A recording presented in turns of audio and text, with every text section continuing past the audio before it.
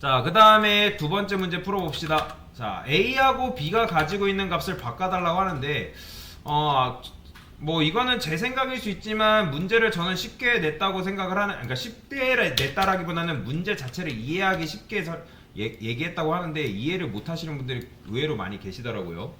설명을 다시 한번 드리면, 그러니까 말 그대로 A와 B가 가지고 있는 값을 바꿔달라는 거예요. 앞으로도 이런 문제들이 간혹 등장하는데, 그러니까 구현 시작과 구현 끝 여기만 건들라는 거죠. 여기만.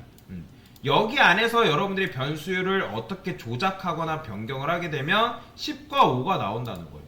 그러면 변수에 여러분들이 값을 할당하는 건 배웠잖아요. 재할당하는 거죠. 그죠? 그러니까 그러면 여기다 어떻게 쓰면 되는 거예요?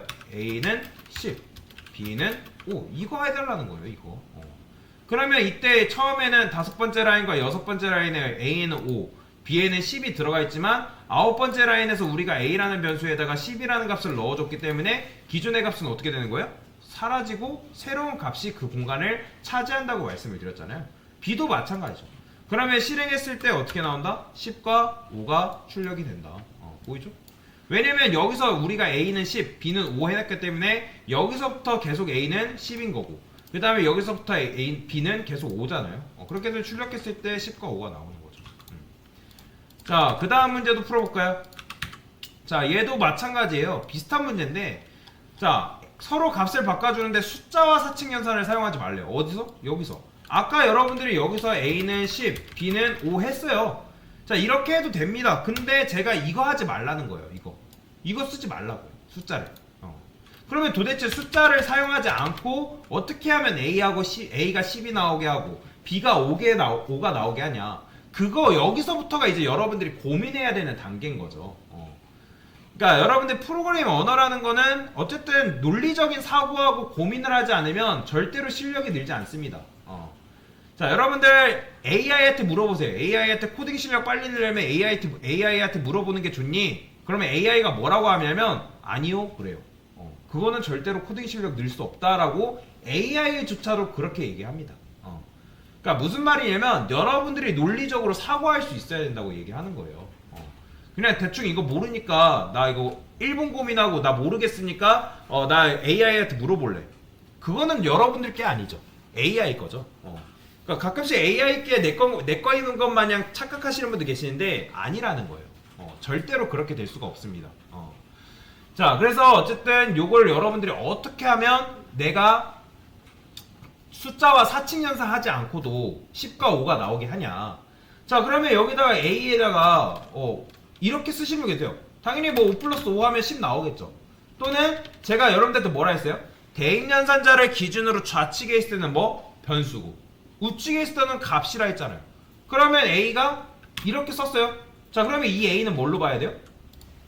순서대로 보면 5죠. 그러면 여기다 플러스 A 하게 되면 그냥 10 하는 거잖아요. 근데 이렇게 해도 사칙 연산이 있기 때문에 하지 말라는 거예요. 당연히 여러분들 이렇게 하고 출력해보면 A가 10이 돼서 출력이 돼요. 보이죠?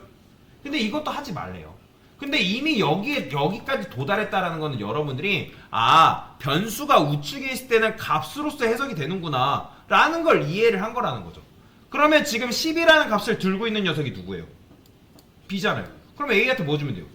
B 주면 되는 거잖아요. 그럼 이건 B를 준 거예요? 10을 준 거예요? 그렇죠. 10을 준 거죠. 그렇죠?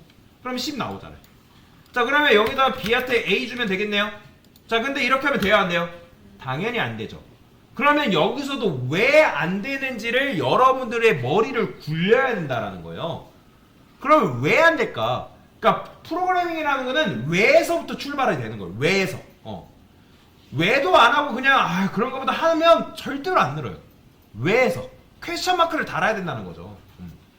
자, 그러면 여기서부터 이제 논리적인 생각이 출발이 되는 건데, 자, 우리가 지금 A라는 변수에다가 뭘 넣어줬죠?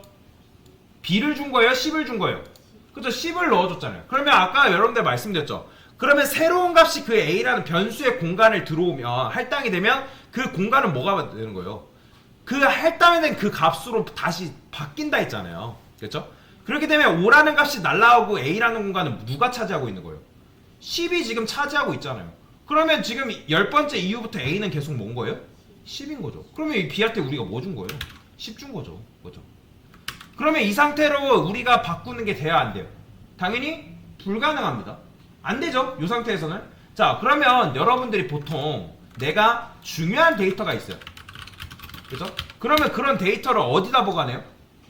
저장소에 보통 보관을 하잖아요. 뭐 구글 드라이브라든지 아니면 뭐 웹하드라든지 또는 외장 하드라든지 그러니까 등등. 자, 그러면 얘네들의 특징이 뭘까요? 데이터를 저장하는 하나의 저장소잖아요. 즉 공간이란 말이에요. 공간. 그러면 제가 파이썬에서 공간을 의미하는 녀석은 누구라 했어요? 변수잖아요.